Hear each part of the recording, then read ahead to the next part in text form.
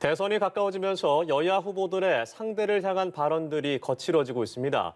윤석열 후보는 삼류, 가짠타라는 등의 표현을 동원해서 현 정부와 이재명 후보를 공격했고, 이재명 후보는 윤 후보가 특수부 검사 특권 의식이 있다고 비판했습니다. 이런 가운데 양당 후보 교체가 필요하다는 유권자가 56%에 이른다는 조사 결과도 나왔습니다. 관련 내용 포함한 정치권 이슈들 서영주 더불어민주당 상근 부대변인, 조청래 전 여의도 연구원 부원장과 함께 짚어보겠습니다. 두 분 어서 오십시오. 네, 어서 오십시오. 자, 저희가 대답 이어가기 전에 먼저 짚어보겠습니다. 대선이 69일 앞으로 다가온 가운데 여야 후보들의 발언 강도가 세지고 있다고 말씀을 드렸는데 먼저 TK를 방문한 윤석열 후보의 발언부터 듣고 오겠습니다.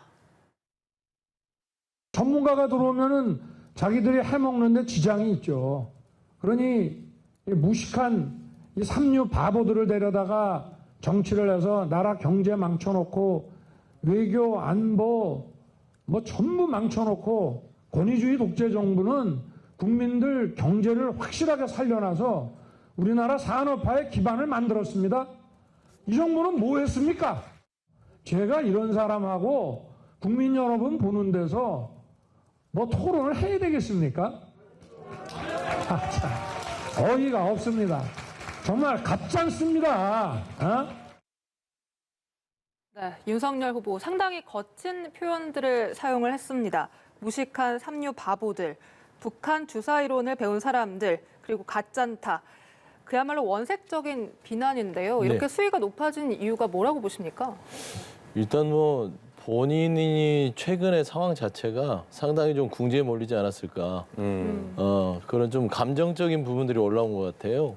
통상 이제 이게 통상 이 경기를 할 때도 흥분한 쪽이 진다라는 이런 말이 있는데 상당히 격앙되셨고 발언들이 대통령 후보로서의 품격 있는 언어인지 좀 그런 좀 불편함이 좀 있었다. 그러니까 첫 번째로 말씀드리면 무식한 삼류라고 표현을 했어요. 문재인 정부의 이 참모들과 일하는 사람들을 보면 본인도 일을 했는데 삼류임을 인정하는 건지 그렇지 않습니까? 문재인 정부의 검찰총장인데 삼류로서 일을 했는지. 그다음에 두 번째는 가짠타. 상대 후보에 대해서 모르겠습니다. 어떤 느낌에 있어서 나는 저 사람보다 낫다라고 표현하든지 아니면 내가 훨씬 더 잘 싸울 수 있습니다. 이렇게 표현한 게 맞지. 가짠타는 건 보통 동네에서 이제 시정 잡배들이 하면 에이 가짠게 막 이렇게 얘기를 하거든요. 그래서 제가 봐서는 지금 현재 윤석열 후보가 전체적으로 보수층에서도 좀 신망이 떨어지고 현재 본인이 갖고 있던 김건희 씨 배우자 문제 때문에 공정의 그런 기반이 흔들리면서 그리고 당내에서 이준석 대표의 갈등 이렇게 모든 게 주변 여건이 안 좋아지면서 좀 본인이 위기의식을 느낀 게 아닌가. 그래서 좀 많은 부분에서 저렇게 발언하는 것들이 도움이 전혀 안 될 텐데 왜 저런지 모르겠고요.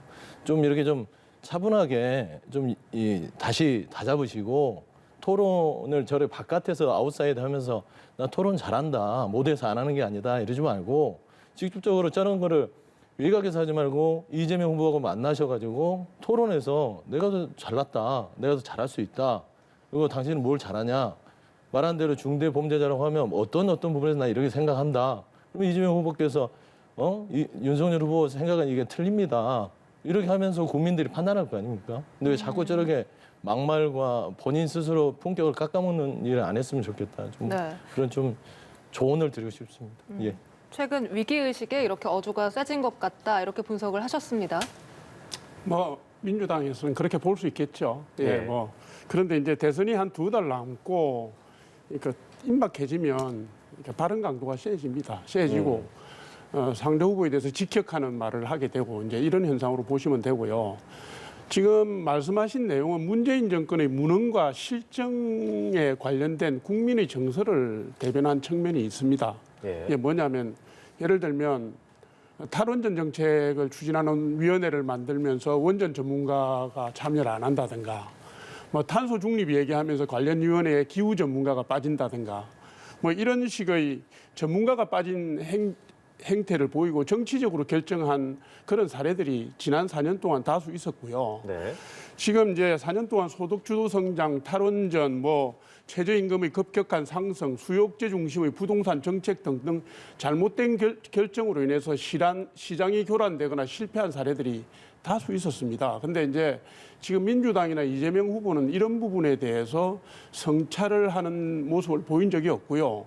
지금도 주요 정책에 대해서 손바닥 뒤집듯이 말을 바꿉니다. 네. 이 정서를 대변한 것이라고 저는 보고요. 윤석열 후보가 특히 탈원전 현장에 갔기 때문에 더 격앙된 측면이 있다고 봅니다.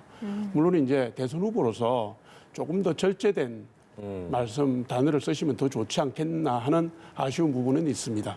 네, 그리고 윤석열 후보는 이 신한울 원전 3, 4호기 건설 현장을 찾아서 탈원전, 감원전 모두 비판하며 현 정부와 이재명 후보를 모두 겨냥을 했습니다. 그러면서 한국형 원자력 발전 공약도 발표를 했는데 이 공약은 어떻게 보셨어요? 일단은 이제 전문가들 말씀을 좀 빌려서 말씀드리면 제가 이제 원전에 대해서 뭐 전문성을 가지고 있지는 않지만 전문가들의 의견들을 쭉 이렇게 공부를 해봤어요. 근데 첫 번째는 지금 현재 탈원전에 대한 정책들은 세계적 추세다.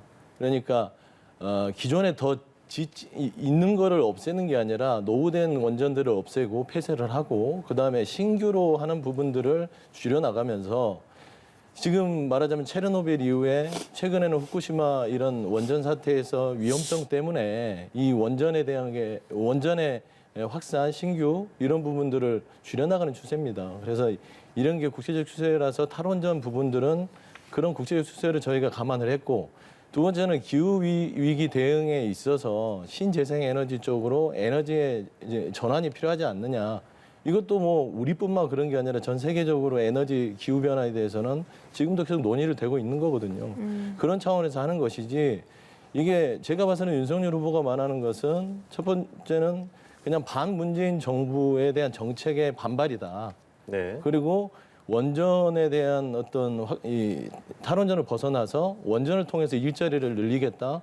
이게 이제 이명박 정부 때 이제 시도를 했지만 전혀 지켜지지 않았었거든요, 거의. 그러니까 옛날 지금 최근의 국제적인 트렌드를 따르지 못하고 다시 이명박 정부 시대의 어떤 원전 정책을 다시 가져와서 일자리를 창출하고 뭘 해보겠다. 그런 부분에서는 전문가들은 되게 박한 점수를 주시고 있더라고요. 그래서 제가 봐서는 이 부분은 향후에 토론에 나오셔서 한번 이 원전 정책에 대해서 한번 뭐 얘기를 나눠보시면 국민적인 판단을 받았으면 좋겠다 저는 그런 말씀드리고 싶습니다. 네. 예. 어제 윤 후보가 이 신한울 원전 3, 4호기 건설 현장을 방문해서 원전 정책을 발표를 했습니다만 발언이 워낙 세서 좀 약간 묻힌감이 있는 것 같습니다. 윤 후보의 이 원전 정책에 대해서 어떻게 좀 평가하십니까? 지금 이제 죄송합니다. 지금 우리 서 대변인님께서 뭐 전문가들이 보기에 적절치 않다 말씀하셨는데 무슨 전문가를 말씀하시는지 저는 의문을 갖거든요. 지금 2010년으로 기억이 되는데 당시 이명박 대통령 때 예. 당시 지식경제부가 원전 산업에 대한 보고를 했었어요. 2030년까지 80기를 수출해서 신규 원전 시장의 20%를 가져오겠다 이런 얘기를 했습니다. 그런데 이제 2030년까지 중에 2017년부터 지금까지 4년 반을 탈원전 정책으로 해서 사실상 원전 산업을 고사시켰습니다.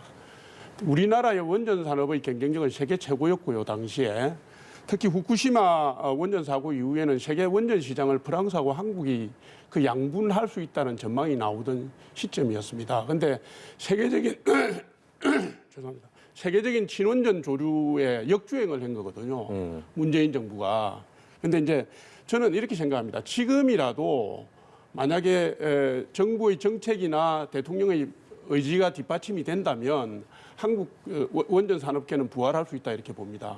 우선 기술적으로 우수하고요. 가격 경쟁력도 좋습니다. 그리고 시공 능력이 있기 때문에 제가 볼 때는 지금 윤석열 후보가 저기 울진에 가서 했던 말은 절대로 허언이 아니고요. 지도자가 그런 뒷받침을 하면 한국 원전 산업계가 충분히 달성할 수 있는 목표를 제시했다 이렇게 봅니다. 네. 친환경적인 가치에도 맞고요. 네, 탈원전과 관련해서 뭐 원전 정책에 관련해서 또 하실 말씀이 있겠지만 또 네. 원전 정책에 대해서는 토론이 그렇죠. 길어질 수 있기 때문에 일단 넘어가도록 하겠습니다. 저희가 잠시 후 여론조사에 대한 얘기를 좀 깊이 해보겠지만 윤석열 후보가 최근 이재명 후보에게 밀리고 있는 상황입니다. 이 후보의 두 아들에 대한 입시 비리 의혹을 가져왔는데 사실과 완전 다르다면서 반박을 하니 몇 시간 뒤에 유감을 표명하면서 꼬리를 내렸습니다. 네네. 자, 이렇게 애매한 공세가 국민의힘 입장에서는 도움이 되지 않을 것 같다는 생각이 들기도 하는데 이번 상황은 좀 어떻게 보셨습니까? 이게 이제 보통 준비 안 된 네거티브가 어떤 역풍을 맞을 수 있는 대표적인 사례입니다. 예. 그러니까 급했던 것이죠. 제가 초반에도 말씀드렸지만 윤석열 후보가 본인이 가지고 있는 출마의 동력은 공정과 상식인데 배우자 김건희 씨의 그 허위 경력이 제대로 소명이 되지 않았다고 보입니다. 그게 국민들한테 제대로 사과가 소명이 됐는지 모르겠지만 결과적으로는 그게 충분하지 않았기 때문에 여러 가지 이제 지지율 차원에서 조금 흔들리고 있는 부분들이 결과로 나오고 있고요. 이 대표적으로 이런 아들 입시 공세를 했던 거는 확인도 안 된 사실을 일단은 터트린 것이죠. 그래서 이재명 후보의 아들을 흔들면 예전에 조국 전 장관의 어떤 딸 문제와 연결을 시켜서 뭔가 지지층을 결집을 시키고 본인이 다시 당시에 누렸던 어떤 살아있는 권력에 대한 어떤 소신 있는 모습, 그다음에 뭐 공정 이런 부분을 다시 살리고 싶었던 그런 마음은 이해하지만 너무 이거는 패착이다. 보시면은 큰아들을 처음에 얘기를 했거든요. 네. 수시 특별 전형. 그런데 일반 전형이에요. 그거는 전화 한 통이면 바로 확인할 수 있는 거거든요. 그다음에 뭐 삼수재수까지는 뭐 헷갈릴 수 있다고 치더라도요.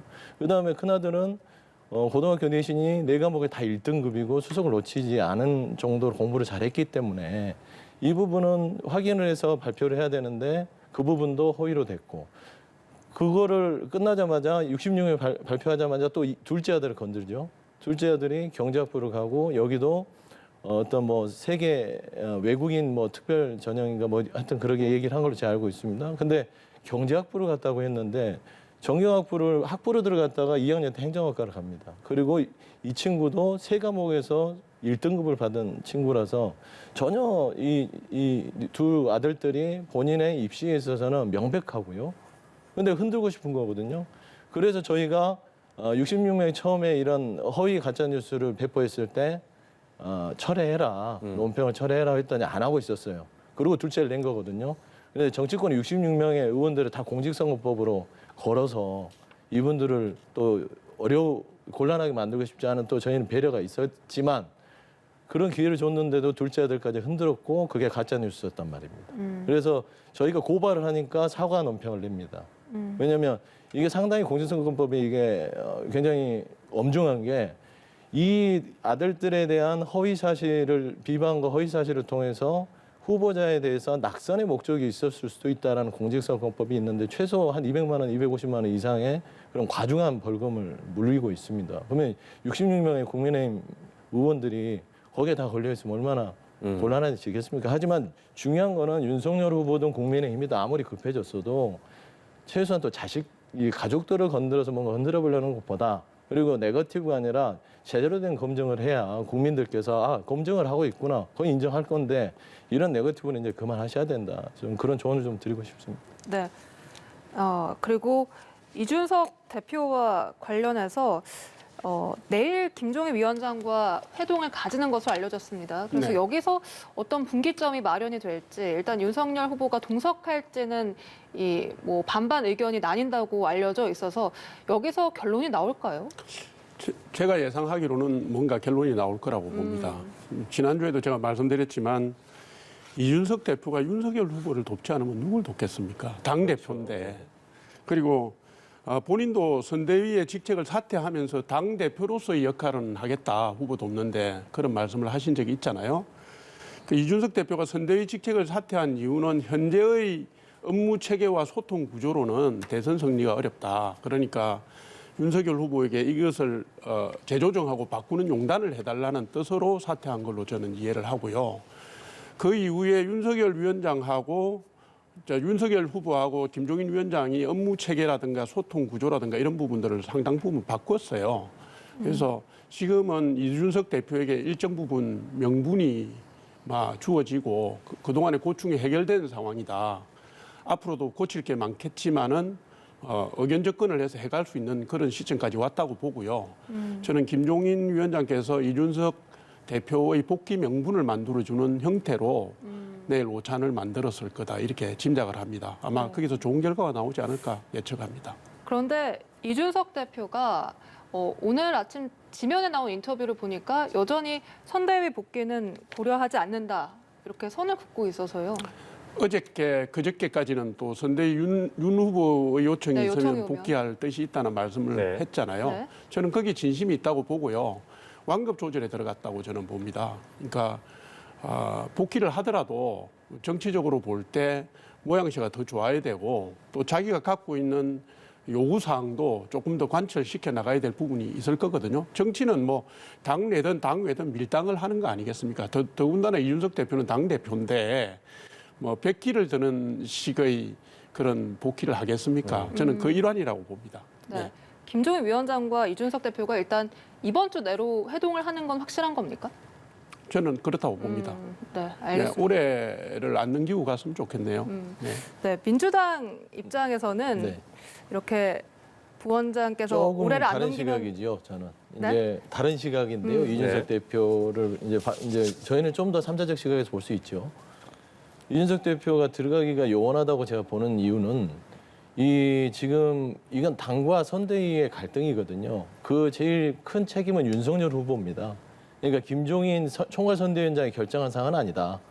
윤석열 후보가 이준석 대표가 그렇게 조수진 최고와 그런 분란이 있음에도 지금까지도 전화를 한 통 안 하고 김종인 총괄위원장을 시켜서 어떻게 좀 마무리해 보세요. 과연 이준석 대표가 이거를 받아들일까요?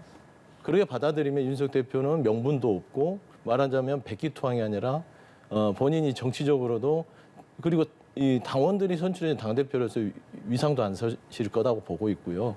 이 문제는 윤석열 후보가 직접 나서지 않는 한은 절대 봉합되기가 힘들지 않을까라는 좀 분석을 하고 싶고 그다음에 좀 한 가지 좀 아쉬운 점은 윤석열 후보나 김종인 위원장이나 주변에 있는 이제 윤핵관이라고 하죠. 워낙 유명해져서 윤핵관이라고 하겠습니다. 윤석열 네. 핵심 관계자들께서 너무 이 과정들에 뭐 회동을 있건 대화를 하든 그게 중요한 게 아니라 너무 때려요. 집단적으로.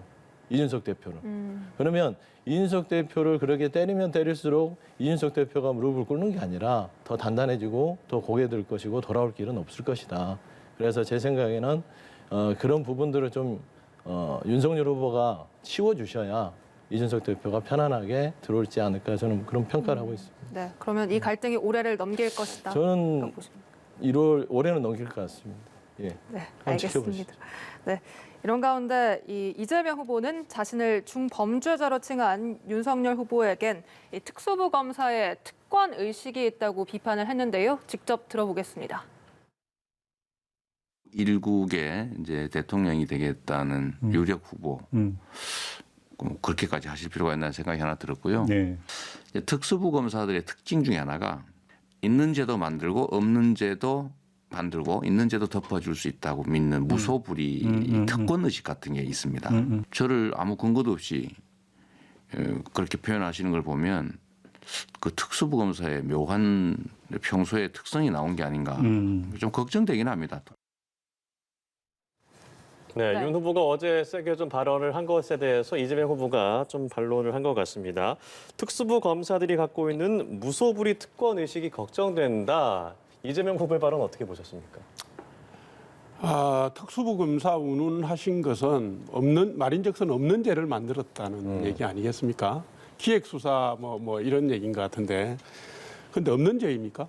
제가 되묻고 싶은 게 과연 없는 죄인가? 죄가 없는 것인가 이걸 되묻고 싶어요. 이재명 후보와 관련된 의혹은 제대로 해명된 적이 없습니다. 본인이 해명한 적도 없고요.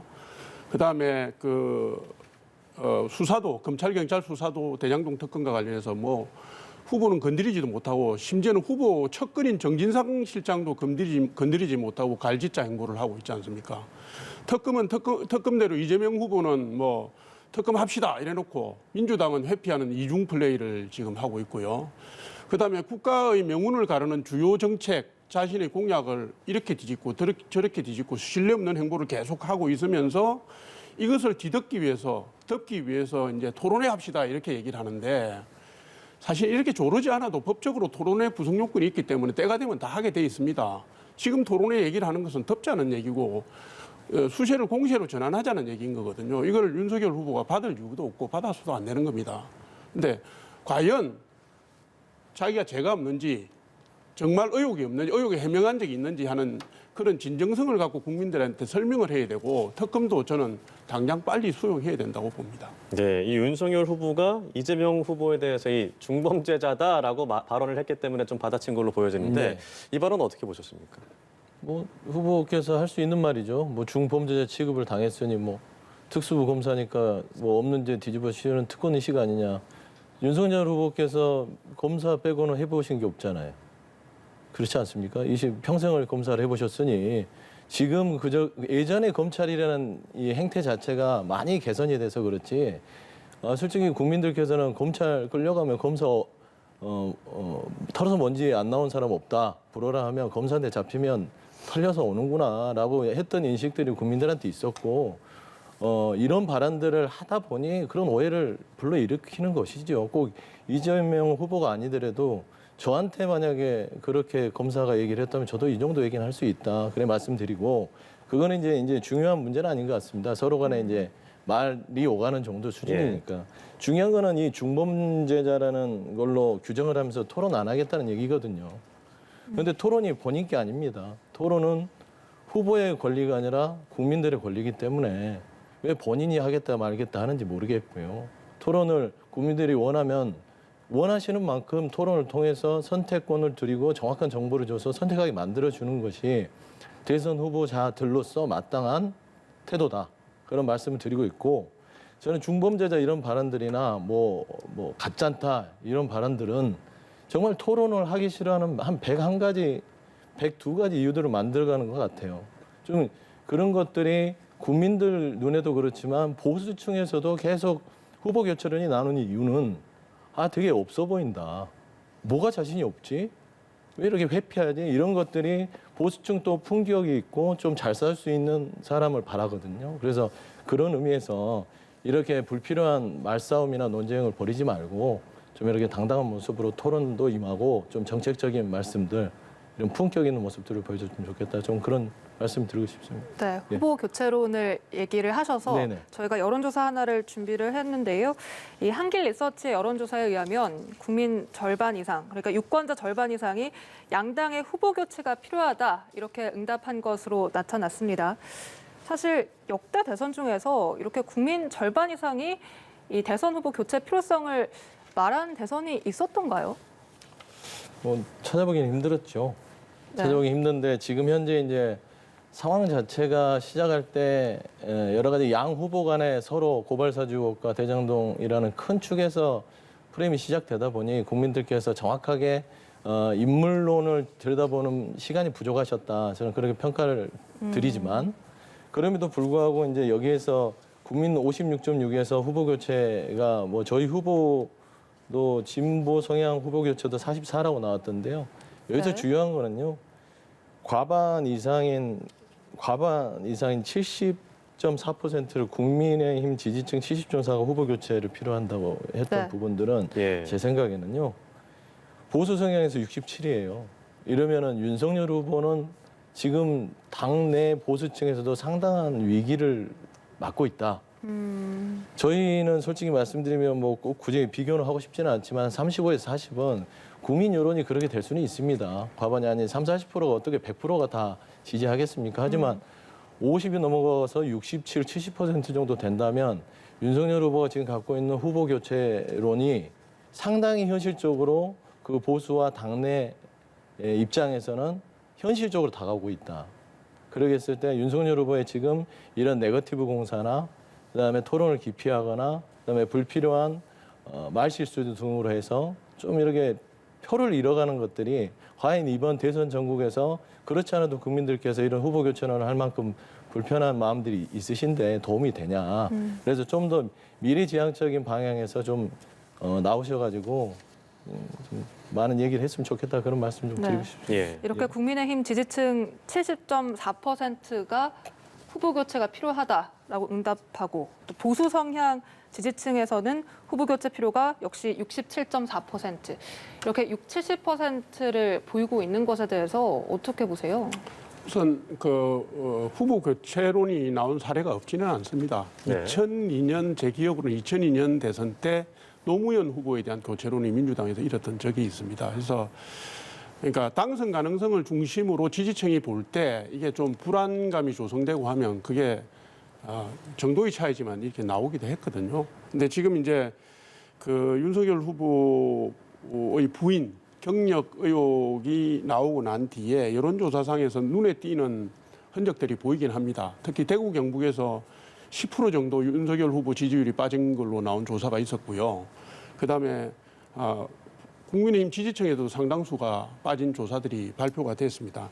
그러니까 이런 이제 국민의힘 지지층과 대구 경북 특히 대구 TK 지역에서 조사가 빠진 게 연동된 행태로 후보 교체론으로 옮겨 붙었다고 저는 생각을 하고 있고, 근데 보통은 이제 후보 리스크라는 것은 시간이 지나면 그게 일정 부분 흡수됩니다. 예. 예, 반영이 되고 나면 조금 조정을 거치고 하기 때문에 지금 70일 남은 지금 시점에서 너무 민감하게 일희일비할 필요는 없다.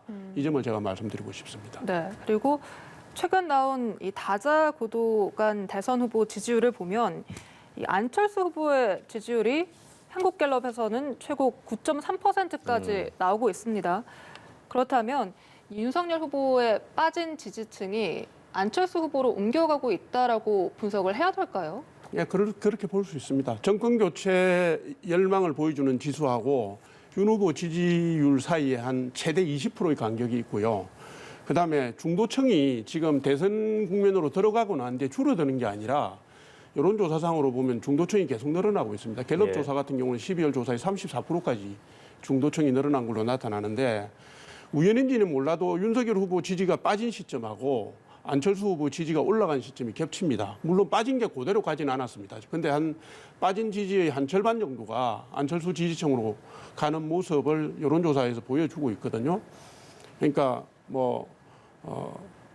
그 영향이 없다고 볼 수는 없죠. 근데 이제 이게 거대 양당 구도에서 안철수 후보의 지지율 상승이 제가 볼 때는 지속되기는 힘들 거다. 텀이 좁아요. 좁고 예. 아까 말씀드렸다시피 후보 리스크나 후보 부인 리스크는 시간이 가면 재조정됩니다. 그 재조정되면 다시 영향을 미쳐서 안철수 후보 지지율도 다시 재조정될 거라고 저는 그렇게 네. 예측합니다. 이런 상황에서 국민의 입장에서는 안철수 후보와의 단일화 가능성에 대한 얘기가 나오기도 하고요. 여권에서도 마찬가지로 끌어안기를 좀 하려는 움직임도 보이고 있습니다. 자, 이런 상황에서 안철수 후보의 특정 후보와의 단일화 가능성은 좀 어떻게 보십니까? 일단 우선 정리할 거는 저희는 이제 안철수 후보는 정책적인 끌어안기고요. 정책이 좋으니까 받아주겠다는 거지. 안철수 후보와 뭐 단일화 부분은 아니라는 걸 분명히 하고요. 하지만 윤석열 후보 쪽은 분명히 안철수 후보와의 단일화 카드가 마지막 탈출구가 될 공산이 크다, 그렇게 보고 있습니다. 지금 저렇게 윤석열 후보가 보수층에서 지지도 흔들리고 있고 본인의 네이밍 공정이 흔들리고 그다음 위기관리 능력, 당내, 당 밖으로도 위기관리 능력이 평가를 받아서 후보로서 상당히 좀 경쟁력이 있을까라는 의심을 품게 되는 순간 안철수 후보와의 단일화 카드는 당연히 진행이 될 건데 좀 예측할 수 있는 것들은 안철수 후보는 지금 본인도 그러겠지만 지금 한 자릿수지만 두 자릿수까지 본인이 흡수를 하게 된다면 그 윤석열 후보가 계속 흔들리면서 그 지지율층이나 중도 보수층이 안철수 후보한테 가서 두 자릿수가 돼버린다면 솔직히 단일화 과정에서 윤석열 후보가 과연 승리를 자신할 수 있을지라는 그런 상태까지도 갈 수 있다는 그런 우려들도 여의도 정가에서는 조심스럽게 평가를 하고 있다. 그래서 제가 봐서는 윤석열 후보의 지금 현재의 행보를 과감하게 바꾸지 않으면 좀 큰 본인에게는 큰 리스크로 안철수 후보 단일화가 좋은 리스크가 아니라 큰 리스크로 다가올 수 있다. 그렇게 보고 있습니다. 네, 알겠습니다. 지금까지 서영주 더불어민주당 상근 부대변인, 조청래 전 여의도 연구원 부원장과 이야기 나눠봤습니다. 오늘 말씀 고맙습니다. 네, 고맙습니다.